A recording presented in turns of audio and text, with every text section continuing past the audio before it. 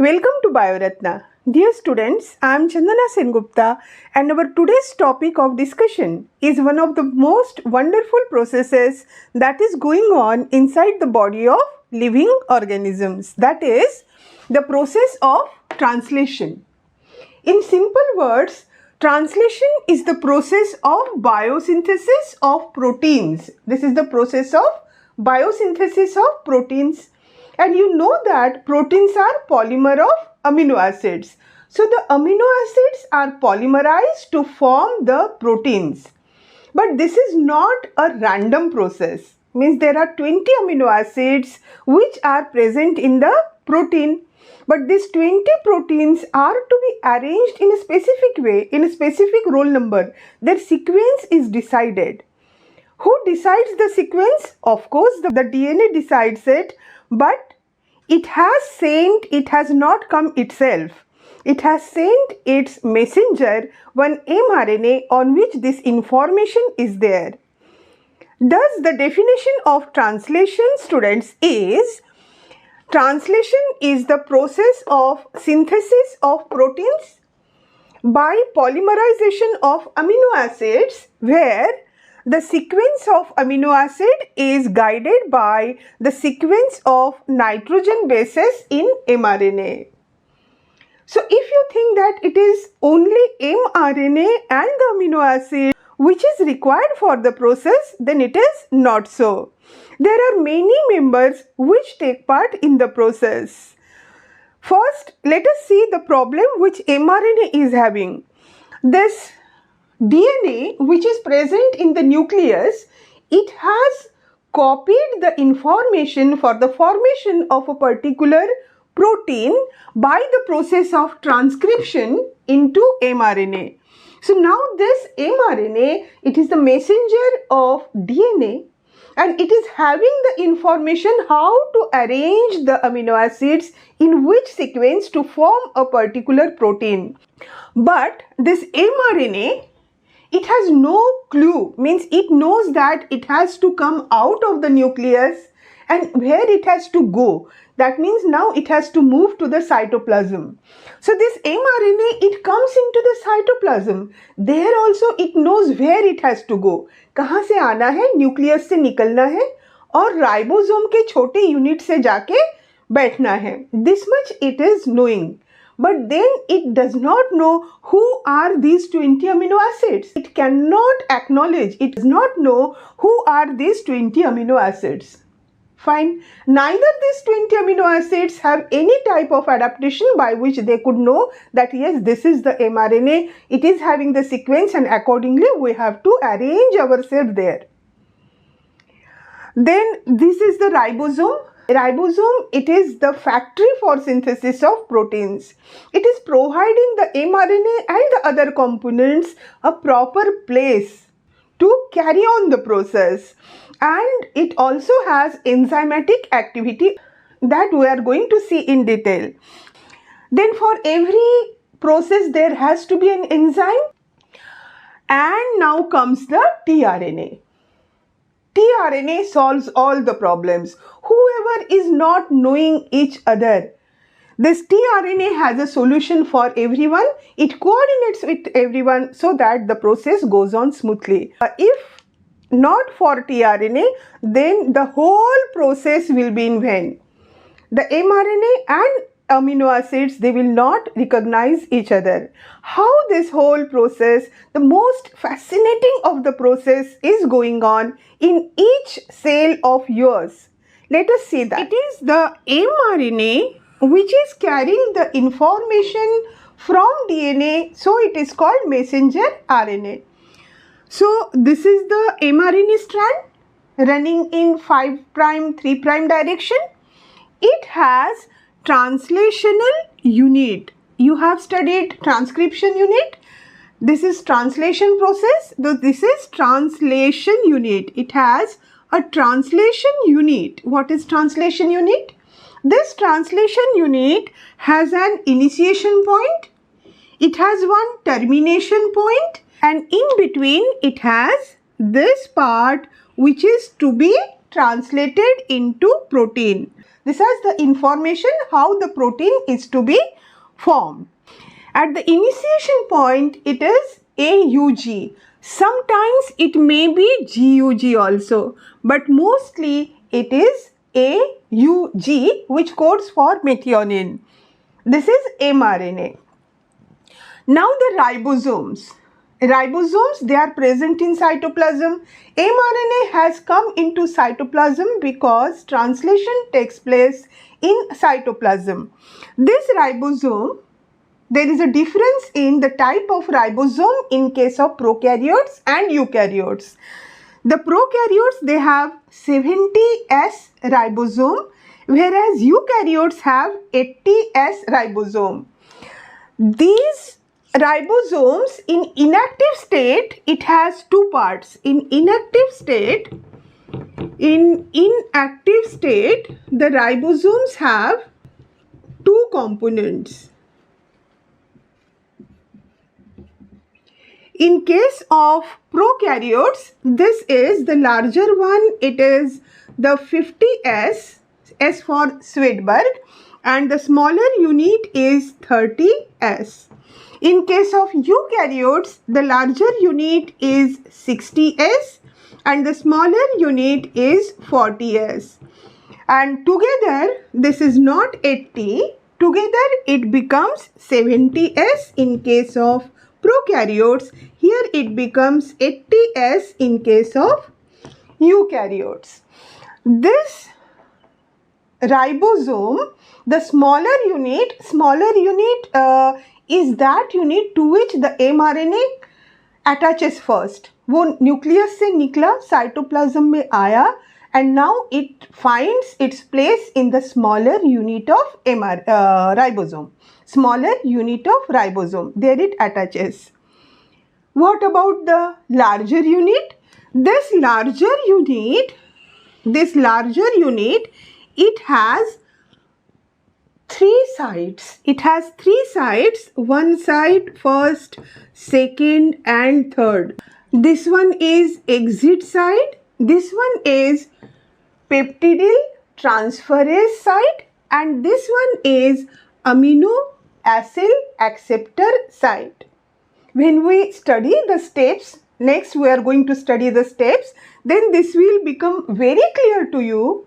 But to make it very simple, see, these two are the sides. The larger subunits, here it is inviting the transfer RNAs, tRNAs. The first tRNA will come here. So this is the first tRNA which will be carrying one amino acid. This is the second tRNA will take its position on this chair, and then the amino acids which they are carrying, a bond will be formed between these two. Now come to this tRNA. This tRNA, the coordinator, the adapter molecule, it has first this loop. This is the anticodon loop. Anticodon loop.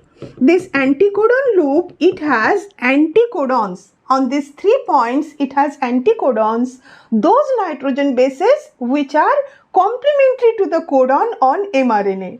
तो यहाँ उसने mRNA को read कर लिया, and mRNA tells tRNA that I am very specific and I am going to code only for this and this amino acid. So this tRNA will carry that amino acid only at this point. Amino acid. This arm is for amino acid, that specific amino acid. This is 3' end. Towards 3' end, this another arm, it is for attachment to the ribosome.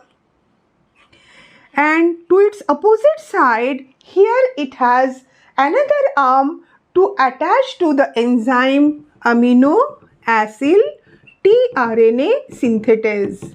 tRNA synthetase. So everyone is geared up, students. Everyone knows their role. So what we have seen here, first is mRNA, second ribosome, third tRNA, Fourth is this amino acids. There are 20 of them. And this enzyme amino acyl tRNA synthetase. Other than that, there are many factors also which take part in translation. Now let us move to the different steps of translation. Let us see step by step. See the first step. Amino acid plus ATP, amino acid plus ATP plus this enzyme. Which enzyme? Amino acyl tRNA synthase, जो amino acid को tRNA के साथ जोड़ने वाला है. For this process, the magnesium ions are required. Then what we get? These two phosphates, they will be released and we get amino acid, AMP and the enzyme complex.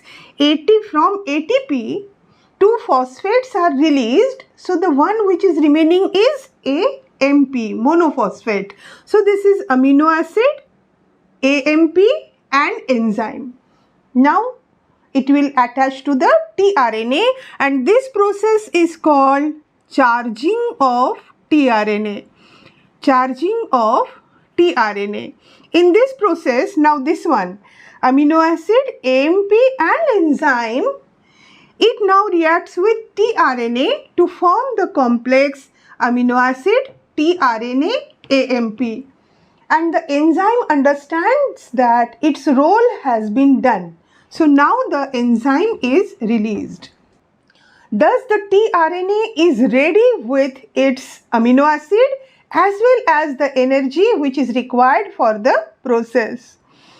Now this come to the mRNA. This mRNA, it has come out of the nucleus into the cytoplasm and then it attaches to the smaller unit of ribosome. So it has got attached to the smaller unit of ribosome. Now come to this next step. When the mRNA gets attached to the smaller unit, then the larger unit also fits above it. Thus now we see one active ribosomal unit which consists of both the larger unit and the smaller unit is formed. This larger unit, it has three sides in it. One side is for exit, जिस tRNA का काम हो गया वो side से निकल जाएगा. This is the exit side. Then there is one more side which is called peptidyl transferase side. Peptidyl transferase side. And the next is amino acid acceptor side, where the different tRNAs with their amino acids will be accepted, will be made to sit on this chair. One by one the tRNAs will move out. One by one the tRNAs will move out, जिसका काम हो गया है, from this exit end, and then the other tRNAs, they will get the chair, subsequent chairs. Let us see how. Now the process starts. mRNA has attached to the smaller unit of ribosome, this one. Then the larger subunit has also attached. The first codon is always AUG. Not always, rarely it can be GUG also. AUG, which codes for methionine. This code is recognized by the anticodon. Which anticodon? UAC. And that tRNA which is having this UAC anticodon, it is called initiator tRNA. It is called initiator tRNA. So this initiator tRNA carrying the methionine, it will come to the peptidyl site. And now this UAC and AUG, they are having the complementarity. And the methionine has been brought here. Methionine need not be close to mRNA. mRNA is guiding the sequence, but see where it is. It is at this end. In between, there is this tRNA. Then there is the amino acid. The first tRNA comes to this peptidyl site, rest of them will come to only this amino acid acceptor site. Why? Because this P site will be always occupied now. This initiator tRNA, when its work is done, then it will exit. When it exits, then the second one, it moves to this chair. It leaves its chair and it comes to this chair, so that it makes vacant the amino acid seat for the next tRNA. So, first tRNA has come to this place. It has read AUG. It is having the anticodons and it has brought the specific amino acid methionine. Next, to the amino acid acceptor site, another tRNA will be accepted, and here the codon you can see is UUU.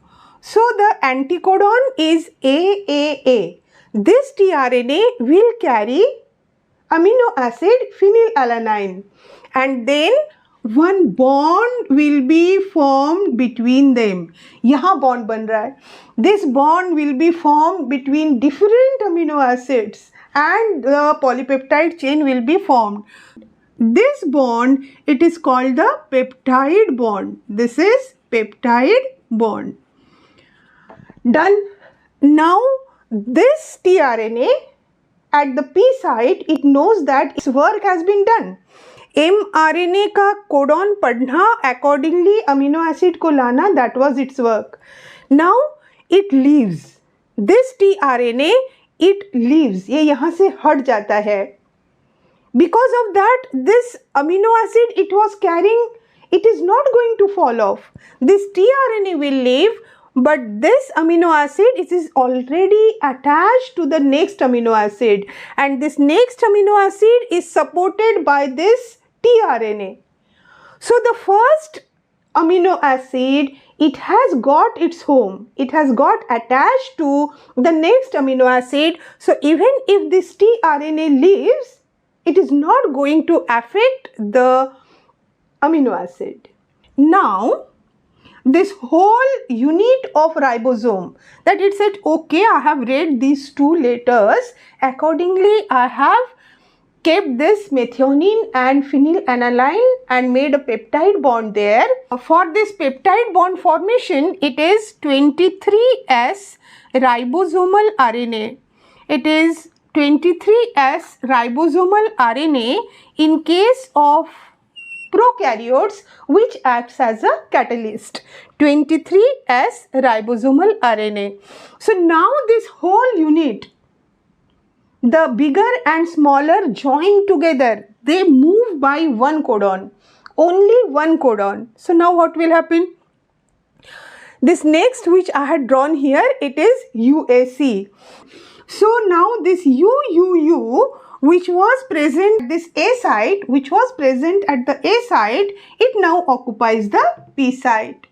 And the next codon is UAC.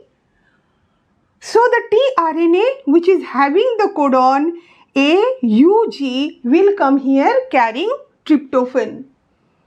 And again one peptide bond will be formed between these two. And here the methionine is already there. Methionine which was attached to this phenylalanine, this is here, and now the phenylalanine has made bond with another. This process of elongation will carry on one by one when the codons are read by anticodon and the amino acid is accordingly attached to the growing polypeptide chain. Then this whole unit of ribosome goes on moving till it reaches the terminator site where UAA, UAG or UGA is present. Now what happens? The stop codon is at A site, but for the stop codon there is no tRNA. There is no anticodon for UAA, UAG or UGA. So here one release factor one release factor, it attaches to the stop codon and it makes the polypeptide chain to be released from the ribosome. So this polypeptide chain, this chain, it comes out. This is the polypeptide chain. This is the polypeptide chain. So this polypeptide chain gets released.